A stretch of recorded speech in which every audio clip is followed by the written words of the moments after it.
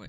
Hey everybody, weekly news recap getting started here at way too late from what I said it was going to be, but I have a very good reason for that, and that's because there was some news that dropped this morning out of Japan, but we'll talk about that when we recap the news for the 4th to the 10th of April 2022. So, what was the news?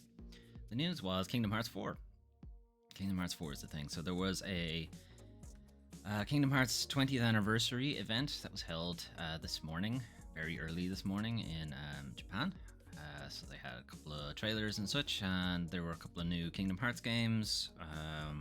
One is like a visual novel kind of thing, I think, and then there's another that's going to be a mobile game that's probably going to be Japan only, but I guess we'll see. And then the other one that was kind of somewhat shock for everybody, because I don't think anyone was really expecting Kingdom Hearts 4 this soon, considering how long the wait was for Kingdom Hearts 3. But yeah, they did show off a quick trailer, so I will skip ahead a little bit to the actual gameplay, but if you want, the link will be in the description, you can check it out yourselves.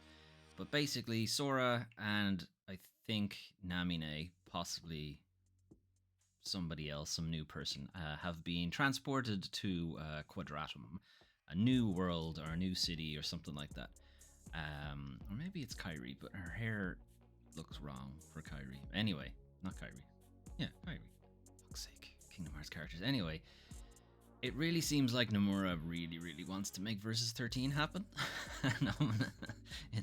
They ended up having to turn that into Final Fantasy 15, and it didn't quite go the way he wanted it to. He really wanted the big urban city Final Fantasy, and I guess he's going to make it happen in Kingdom Hearts instead. So, yeah, there's a pretty cool setup scene here, where everybody's running away from the horrible monster, except for Sora, of course, who's running towards the danger because he's an idiot, but also he's probably the only one who can attack it. And then a nice trailer transition into gameplay. Whether this will actually be gameplay or not, debatable. But yeah, it looks pretty cool. You know, how much of this will actually make it into the game. The Kingdom Hearts 3 trailer also looked really good, and the eventual game itself was, the inevitable downgrade, because there always is. But yeah, very impressive looking. When are we going to see it? Who knows? Who knows when this game will come out? And if you're following the Kingdom Hearts story, you're lying. Because nobody is following the Kingdom Hearts story. Happy Sunday, Melwen. Thanks for joining. Nobody follows the Kingdom Hearts story. Nobody. If they say that they are, they're lying. Nobody knows what's happening in Kingdom Hearts. It makes no sense whatsoever. But yeah, Kingdom Hearts 4 coming 2030 something probably. But anyway, that's that. And then even more big news this week was that Ron Gilbert is returning to Monkey Island. Apparently he had a chat with LucasArts, or Lucas Games as they're called now, and said, yeah, sure, knock yourself out, make another Monkey Island, why not? So a very short trailer, no gameplay, no Guybrush, no Elaine, and so on. Murray, though, for some reason, despite this game, I'm late to stream, we'll be jumping to RDR2 now, I'll check news later. No worries, Melvin, thanks for jumping in. So yeah, Lucasfilm Games they're called now. Anyway, and Terrible Toy Box, Devolver Digital, of course Devolver Digital, who else was it going to be? And Terrible Toy Box is Ron Gilbert's development studio. So if you are not familiar, Ron Gilbert and Tim Schafer were involved in the original Monkey Island series. Tim Schafer's gone on to do Double Fine Games and Psychonauts and such as that, and Ron Gilbert has done Thimbleweed Park and a couple of other point-and-click adventure type games. But I guess they got the go-ahead from Lucasfilm, and they're like, yeah, here's the IP, knock yourself out. Why not? We haven't seen a Monkey Island in a while. Where this is going to fit in the timeline, because Ron Gilbert famously said that he would only ever come back to the Monkey Island franchise if he could start from Monkey Island 2. As in, just disregard everything that came after that. And while it seems that is the case, the fact that Murray is there means that he's probably keeping a bit of Monkey Island 3, or Curse of Monkey Island if you like, because Murray didn't show up until then. Murray is the talking skull, in case you don't know.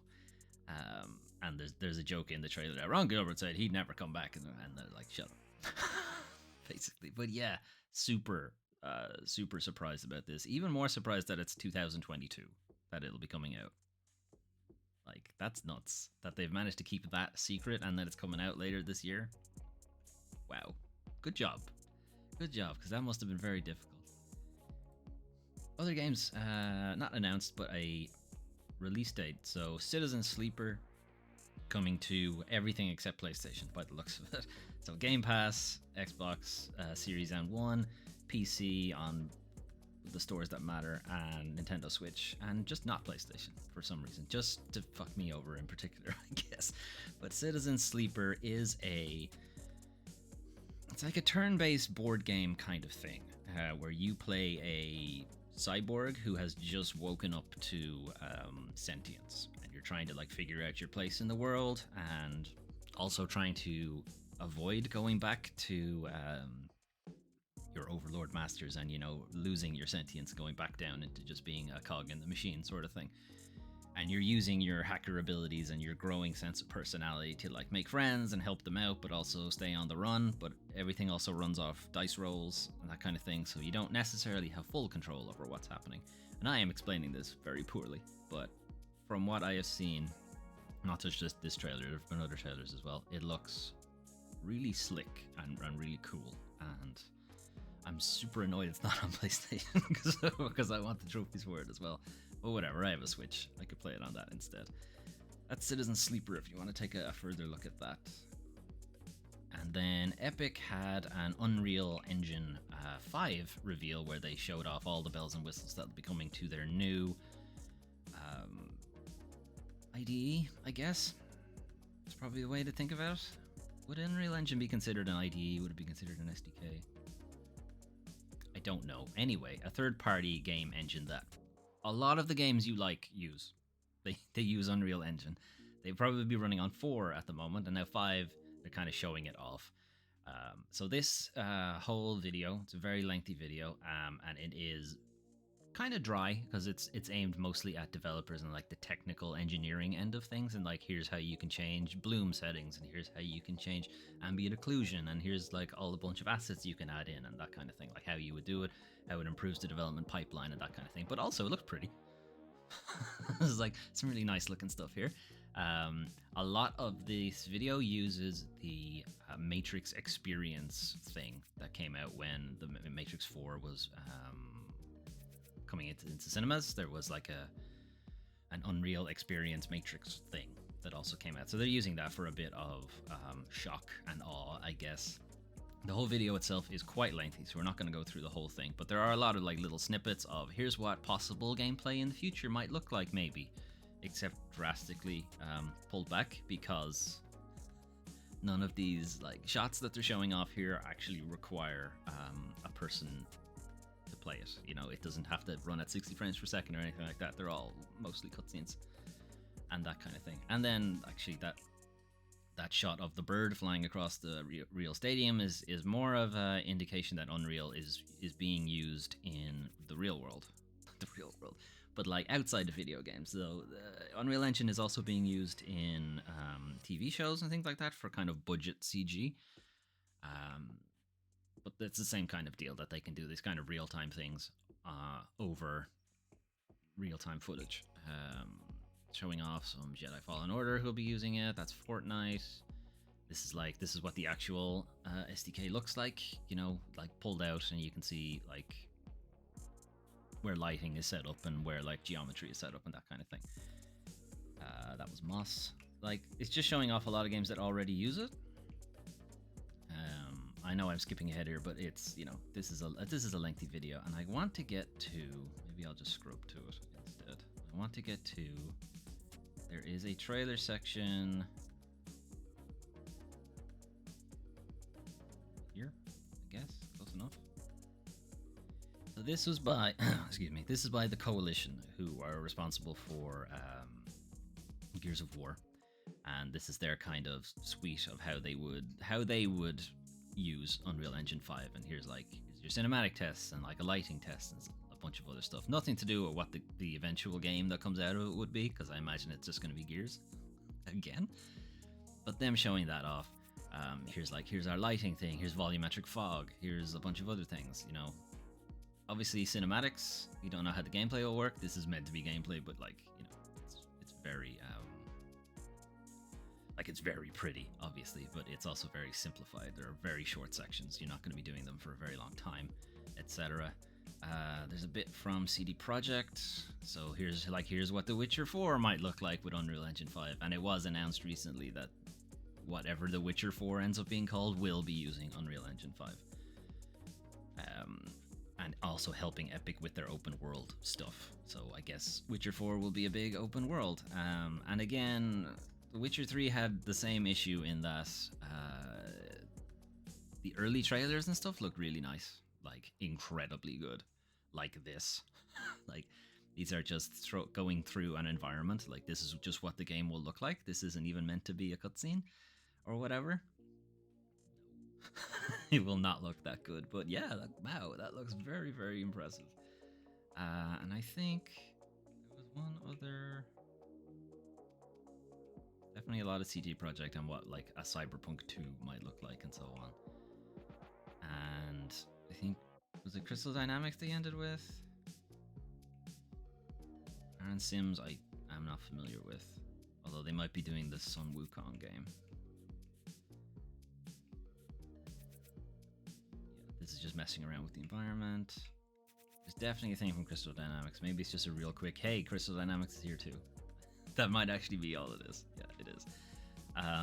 Crystal Dynamics, Tomb Raider, whatever the next Tomb Raider is called, will also be using Unreal Engine 5. So that's just a kind of, hey, all these big studios are using it, maybe you should use it too. Again, the trailer is aimed at developers, not necessarily aimed at the public consumer.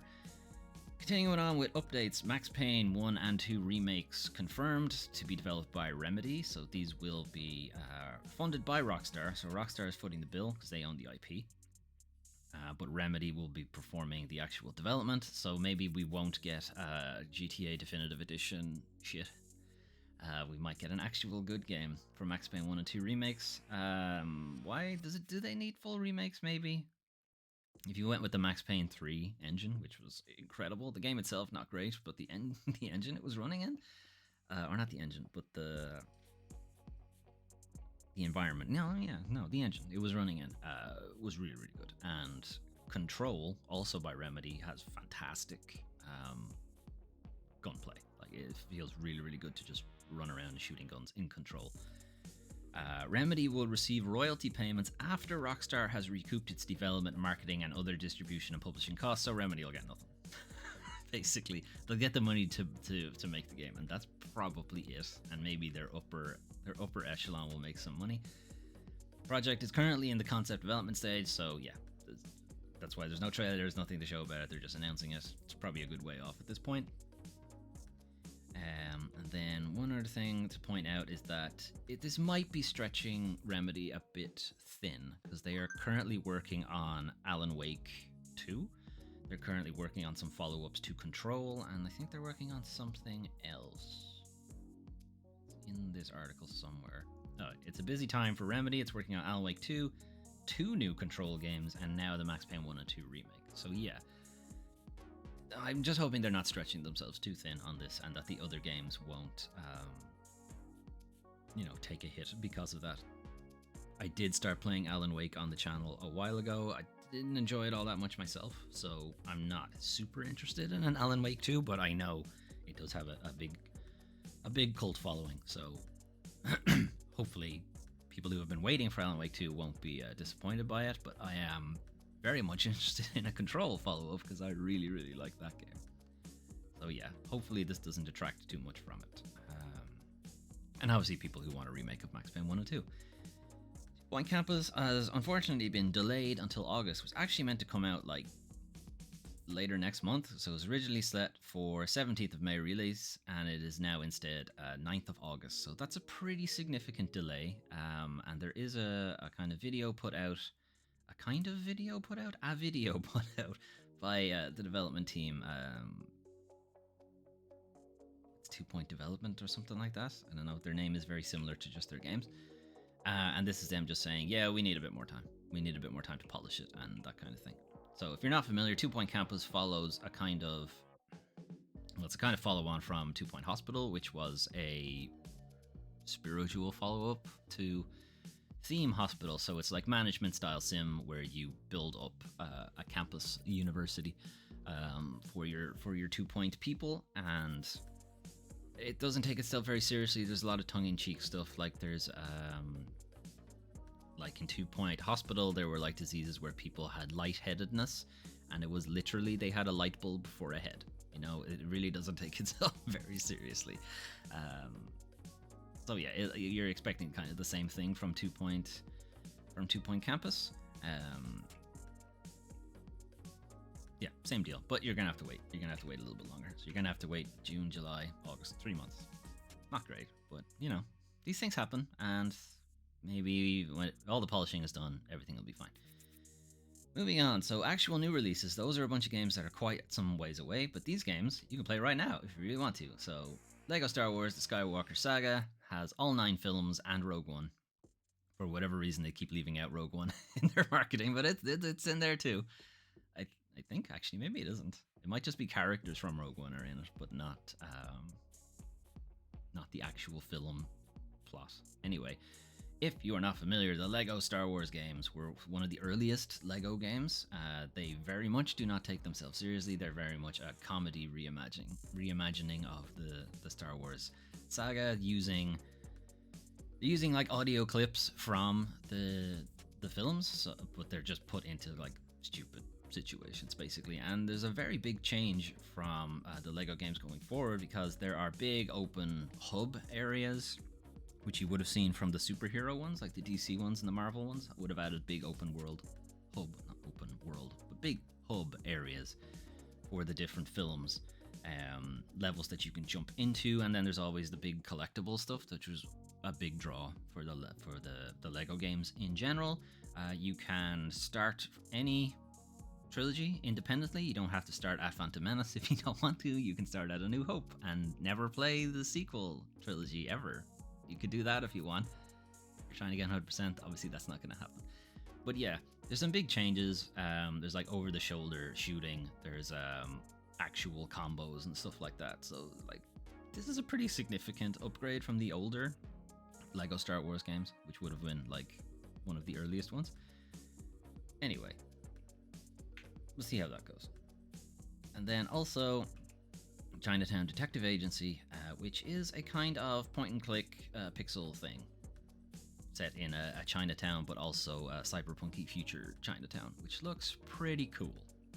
It looked pretty cool. I'm actually pretty interested in this. I didn't know a whole lot about it until I saw like a trailer for it this week. Like, that looks cool. Maybe I should play that. Maybe I will. You know what? Maybe I will. I think this is another everything except PlayStation game. So I'll probably have to play it on Switch or on the PC or something like that. But it looks pretty cool. Don't know a whole lot about the storyline. It's basically, the trailer is kind of bigging it up as a sort of, you know, everything is shit and we're in like a cyberpunk dystopia and whatever, but you just have to do your job. You know, you have to find missing people or whatever detectives do. Is it a thing? Yeah, it's a everything but PlayStation game. Why do you guys fuck me over like this? Or what is Sony doing that's annoying everybody, that they all want to go for everything except PlayStation? Maybe Jim Ryan should have a look at that. Enemy of the channel, Jim Ryan. Anyway, doesn't even know he existed. Moving on. It is now time to talk about the worst parts of video games. The video game industry. So, frustration at Riot after it dropped vaccine mandate and rushed back to office. So this is following on even from Activision, who did something similar last week, and we'll talk about them in a minute. But Riot pulling the same shit. League of Legends maker Riot Games is back to the office beginning this week, and not everyone is happy about it. The company dropped its vaccine and mask mandates even as COVID-19 continues to spread, leading one current employee to liken it to Riot playing Russian roulette with people's health. Unvaccinated employees would also no longer need to undergo regular COVID testing. One employee said, "It's a foolish and pointless policy being done at a poor time and being handled without real guarantee for our safety." The new return to office procedures were announced only after a Riot Unplugged Slack channel for venting and asking questions was shut down, and after the window had already closed for resigning with extended benefits and severance. So once they had gotten everybody in, they're like, okay, you're all in now, fuck you, back to the office. Shitty way to handle people. People can't vent about it because the Slack channel is gone. and people can't go, you know what, I don't like these policies, and if you're not going to let me work from home, I'm going to leave with the extended benefits of severance. Now they're less like, I gotta leave and find a new job. The rest of this article is mostly talking about what Activision were doing, but yeah, Riot employees not happy about it. They're not getting a choice in, working from home going forward, which has been shown to be just as productive, if not more productive. So this is a case of upper management not listening to their employees and going, fuck you, we paid for the offices, we're renting the offices or whatever, we need to get our money back. I don't know how they're going to get their money back, because it's not like anyone is paying to go to the office, so you've already sunk that money in. Like, sunk cost fallacy, I guess, is the exact thing. Anyway, this is just a power play. It's like, I can make you do this, so I'm gonna make you do this. Shittiness. Hopefully Riot will take, Riot employees will take a page out of the Activision employees, who instead, Activision Blizzard staff strike as vaccine mandate removed. So, Activision Blizzard employees have taken part in a planned strike in protest at the company's recent decision to drop its requirement that in-office staff are vaccinated. So this is following on from what we looked at last week, that they were threatening to strike, and they have now gone ahead and striked. Anyway, staff criticism sparked a slight climb down from Activision Blizzard in a further email that delegated the decision on dropping vaccine mandates to individual studios, which allowed Blizzard to say it would keep the requirement in place at least a few months. How many is a few? Why not indefinitely?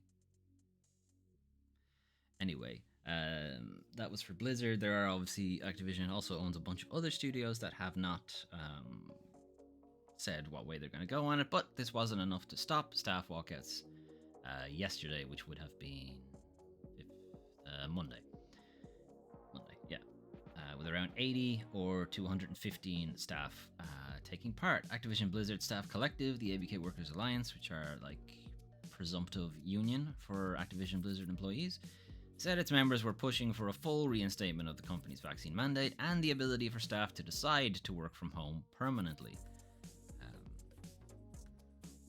It's evident that remote work is effective. Most people do not need to be physically present to do their job, so why are they forcing this on people? And again, from last week we knew that nobody was actually consulted. This was just a command that came down from on high. You're all going back to the office, and we're waiving the vaccine mandate, and nobody needs to be tested, and fuck you. So yeah, Activision continuing to be a very good place to work. Okay, no, I don't want instant notifications, thank you. Okay, Days Gone director Jeff Ross has joined Tomb Raider studio Crystal Dynamics, so as a design director. So previously he would have worked with Ben's studio on Days Gone and a bunch of other stuff. He had actually been with Ben Studios since they founded. I think he may have actually been a founder for it. But he tweeted out recently that, yeah, I'm working for Crystal Dynamics now as design director, that's all I can say. Project I'm really interested in doing, yada, yada, yada. He was senior creative along with John Garvin behind Days Gone, but they announced their departure last year, December. They were also part of... both of them were also part of Eidetic, which is what eventually became Ben Studios since the mid-90s, and they were instrumental in writing and designing Siphon Filter and its sequels. When are we getting a Siphon Filter remake, reboot? Probably never, but whatever. It's claimed that they both left Sony because of a rejected pitch for Days Gone 2. They're like, we want to make a sequel. And Sony were like, no. Work on Last of Us instead. And they went, no, I don't want to work on Last of Us. Well, we're at an impasse. And they said, okay, bye.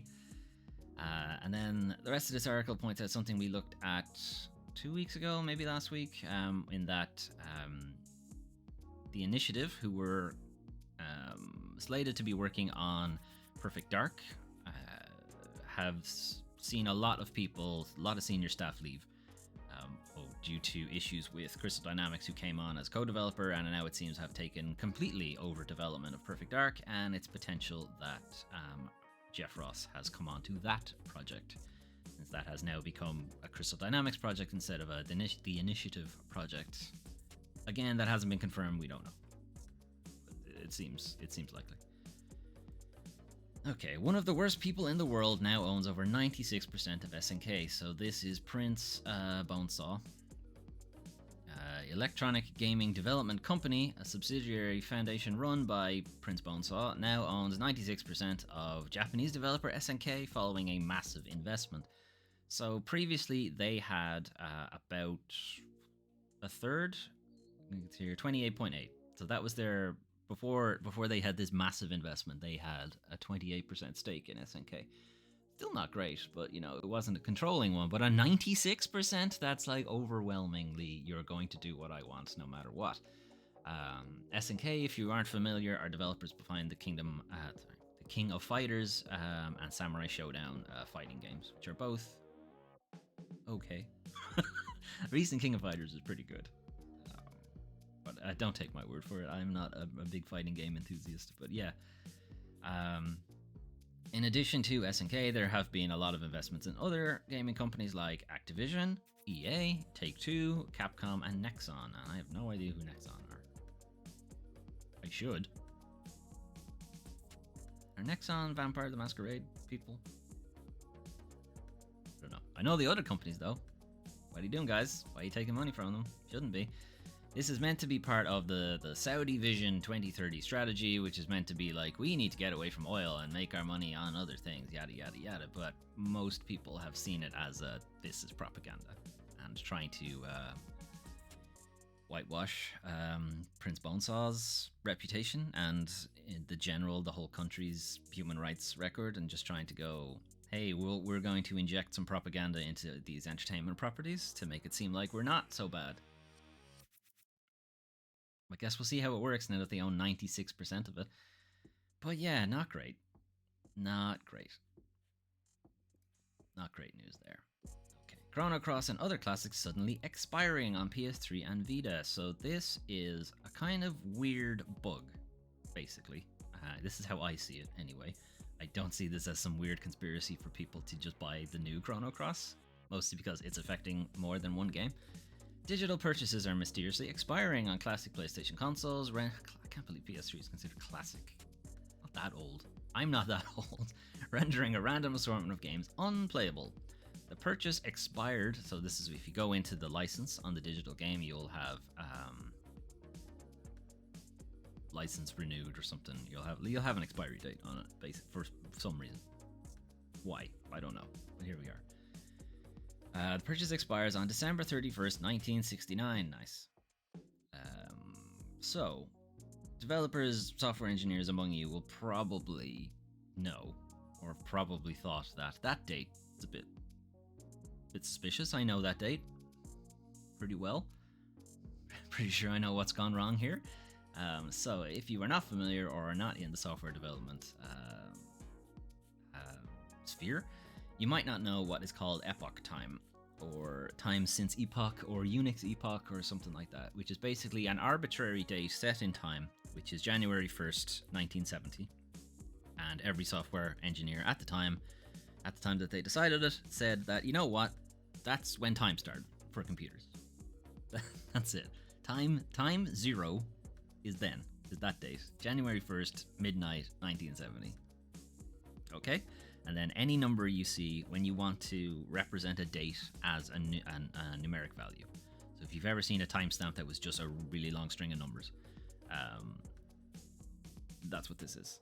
It's saying it's this many seconds since January 1st, midnight, 1970. That's what epoch time is. A lot of computers use it. Practically every computer, I think, uses it. Current.system time milliseconds. That's what you'll get. You'll get the time since January 1st, midnight, 1970. If you do not have a date, or the number you have given can't be converted into a date, you will instead be given the date prior. You'll be given December 31st, 1969. Nice. Instead.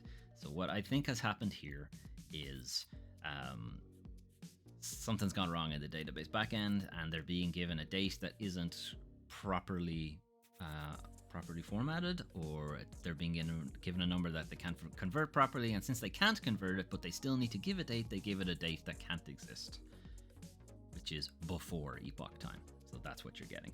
So I don't think this is some crazy conspiracy or anything. It's just somebody fucked up on the database.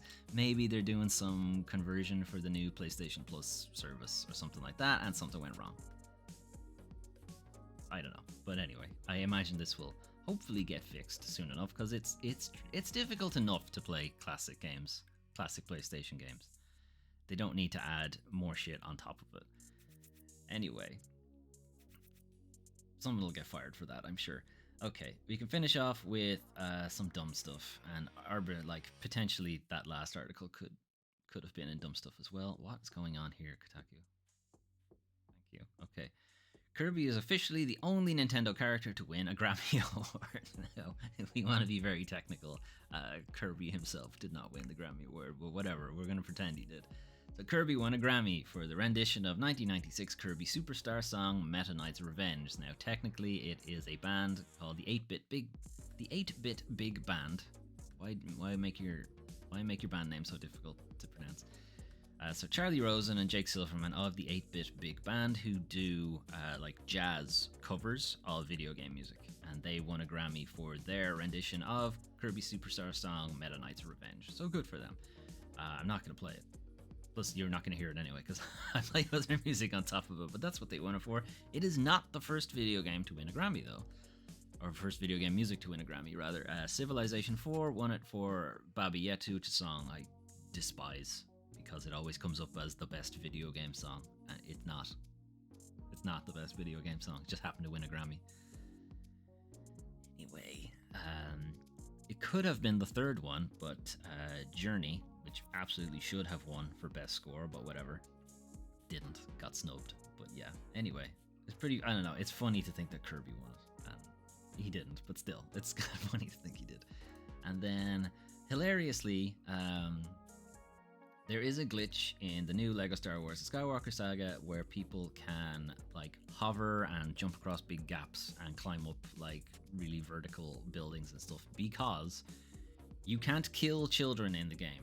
And players have found that by chaining lightsaber attacks against these invulnerable younglings, you can essentially levitate and hover to places you'd normally struggle to reach.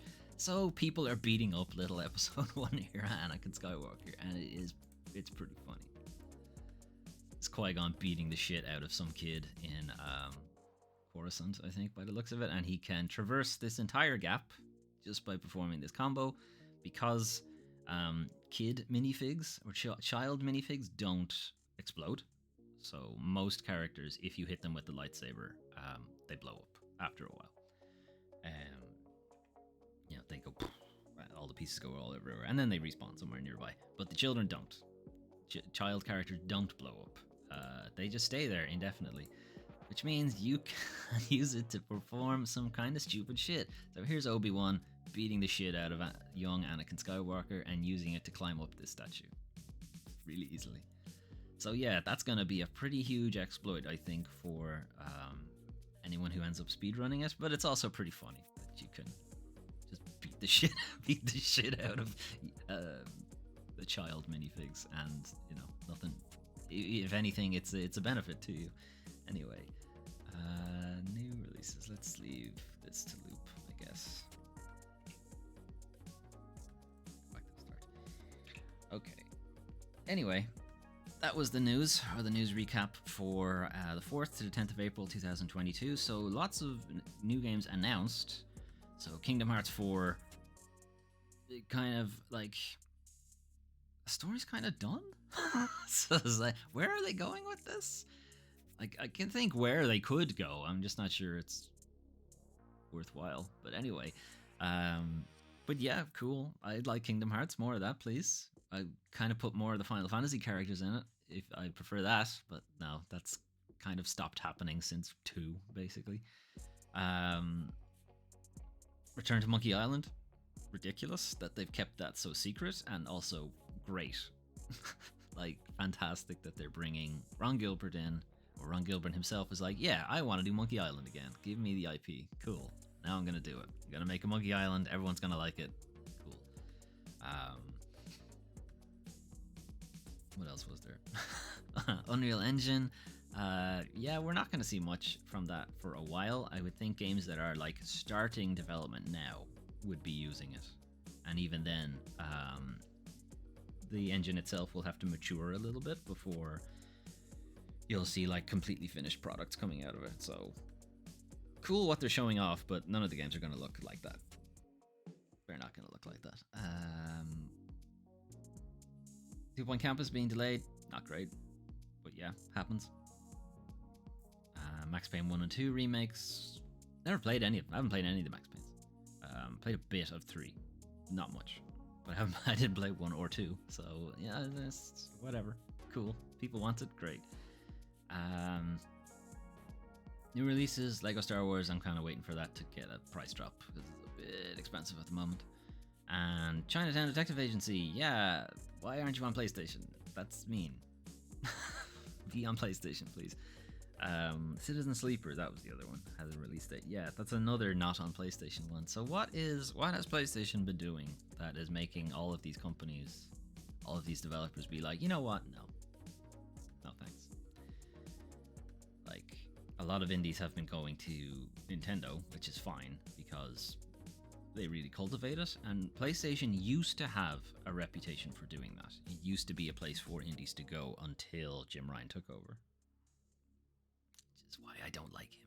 Anyway, it's not that I don't like him as a person, I just don't like the direction he's taking PlayStation in, where they're only going for big blockbuster things and not doing, you know, smaller titles. But whatever, indie, basically. Industry bullshit, vaccine mandates and shit, trying to push people back into the office. This is more a case of game development just not being isolated from that. Like, there's a big push to get people back into the office in a lot of industries, and game development is not an exception. And it will be fought as well, not an exception. People have gone, you know what, I can do my job from home, and I'm more comfortable here, and it doesn't cost me anywhere near as much money. I'm not commuting 3 hours forward and back, etc. Like, there's zero benefit really for me to go back to the office, other than the like social outlets and whatever. And sure, yeah, I would like to be able to talk to people IRL and so on, but does that mean I want to have to get up earlier and commute, and then have to commute back in traffic in the rain? Does I drive a motorbike? No. So, don't know how that's gonna go. Anyway, what else was there? I only just did this and I've forgotten already. Prince Bonesaw taking over 96% of SNK. That's bad. That's pretty bad. I guess you'll expect to see a lot of propaganda coming out of whatever the next King of Fighters and Samurai Showdown have. Why he picked SNK, I don't know. Maybe they were just cheap. Maybe it was cheap to get to 96% on them. I don't know. Whatever. I can't remember the other stories. I guess they weren't that important to me. Oh, the PS3 and Vita date thing. Yeah, it's just a bug. It's just a bug. Don't worry too much about that. That's just a weird database thing, and I'm sure that'll be fixed soon enough. Elsewhere on the channel, so this week we played more of Ghostwire Tokyo, Paradise Killer, and Elden Ring. Next week will be much the same. We'll be continuing until those games are done. Basically, we'll be continuing with them. But there will be a Friday stream this week, but I haven't decided what it's going to be yet. Maybe Chinatown Detective Agency. I might do that. There is a sale going on the PlayStation Store at the moment. I might pick up something there also, and we might have a look at that instead. Don't know. Keep an eye out. Keep an eye out on the schedule when I actually decide what we're going to play. Maybe The Ascent as well. I have been threatening to play that too, but I guess we'll see. Anyway, that was the news for 4th to 10th of April 2023. Continuing our LPs on the channel as well. So Ghostwire Tokyo, we are having to find our sister, and we have now cleared the way to get to this big pillar of light that may or may not be summoning more ghosts. Paradise Killer, we are very close to the end of that. There's maybe 2 streams, could potentially be 1 stream left to finish that. There's been a lot of conspiracy shit coming out. And Elden Ring, I have no idea how far we are. I think we're halfway. I think. We might be more than halfway. I don't know. I have heard that the later sections, the later maps are much smaller than the early map. So it's probable that we're more than halfway in that. We did the Lindell dungeon yesterday on stream. The VOD will be up soon enough for you guys to check that out if you want. And I bumbled around trying to figure out how to get to the next part of the game, because I couldn't find it. I could see it on the map, but it was like, how do I get there? And now later, as usual, once I turned the stream off, I figured out how to get there. So yeah, I am now at the Mountain of the Giants or something like that. So that'll be fun. Cool. Can't wait to fight fire giants. That'll be fun. Maybe. Probably not. Anyway, let me go. Let me know what you guys think of those games and of this video and anything in general. You can find me Twitch, YouTube, and Twitter, DoomTrain5 under my face. That's me in all of those. So yeah, let me know. And otherwise, I'll see you somewhere else on the stream. Okay. Have a good one. Bye-bye.